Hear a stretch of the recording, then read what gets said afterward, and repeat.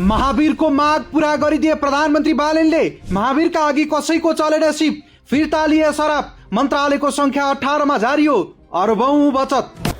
हो, हाम्रो महावीर दाई जस्तो नाम त्यस्तै काम गरेर देखाउनु भएको छ। उहाँका मागहरू प्रधानमन्त्री बालेन्द्र शाहले पुरा नगर्ने भन्ने त कुरै हुँदैन क्या। उहाँको माग भनेको उहाँको मात्र होइन कि पुरा जनता, नेपाली जनताहरूको हो कि माग। यस्ता मागहरू लिएर यसरी संसदमा बोलियो भने माग पुरा हुन्छन्, काम गर्न सजिलो हुन्छ, काम गरिन्छ, काम गर्ने जोस जाँगर आउँछ, मतदाताहरू पनि एकदम खुसी हुन्छन्। यस्ता कुराहरू चाहिँ ल्याउनुपर्छ कि सरकारमा। यस्ता कुरा गर्ने हो संसदमा आएर झगडा गरेर यस्तो र उस्तो गर्दै प्रधानमन्त्री राजीनामा दिए भन्ने यो कुरा चाहिँ ठिक छैन।